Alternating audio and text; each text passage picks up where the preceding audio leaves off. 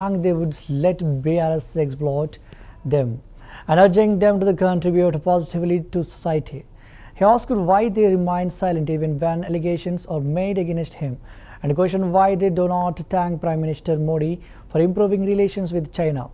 Ahead of tomorrow's Ganesh immersion festivities in Karimnagar, Bandi Sanjay visited Mankundur Cheruvu to inspect immersion arrangements. Addressing Granite traders, he encouraged them to conduct business freely without fear, contribute to society and cooperate with authorities.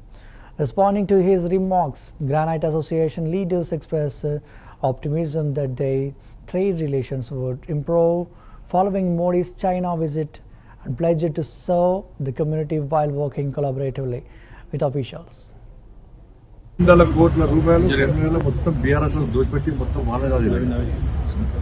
Modi గారికి కృతజ్ఞతలు చెప్పరు వీళ్ళు. మళ్ళీ ఇంకా పైసలు వాళ్ళకి ఇస్తారు.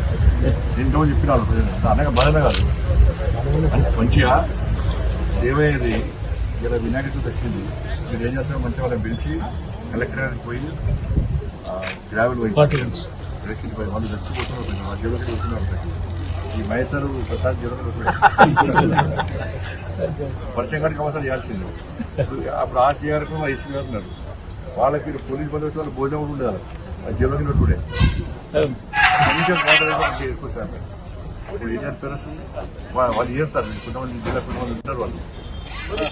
వాళ్ళు రాజకీయ నాయకులు, వ్యాపారం కోసం రాజకీయాలు పడుకుంటారు. ఆ వచ్చిన ప్రజలతో రాజకీయాలు చేస్తారు. మాలాంటి వాళ్ళందరినీ ఓడగొట్టే ప్రయత్నం చేస్తారు.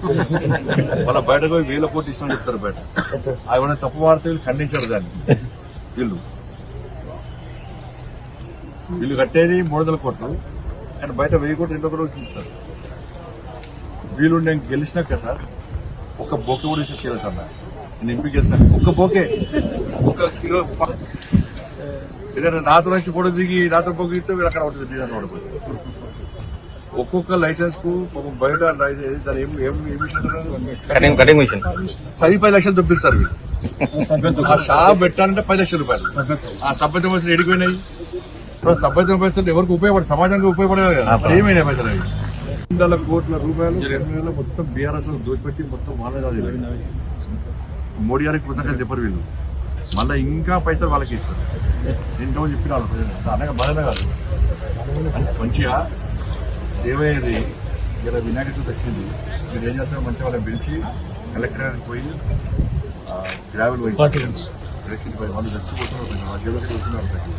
ఈ మహేశ్వరు ప్రసాద్ జీవనకి పరిచయం గారికి అవసరం చేయాల్సింది. అప్పుడు ఆ సీఆర్కు మా ఇష్టం గారు ఉన్నారు. వాళ్ళకి పోలీస్ బందోబస్తు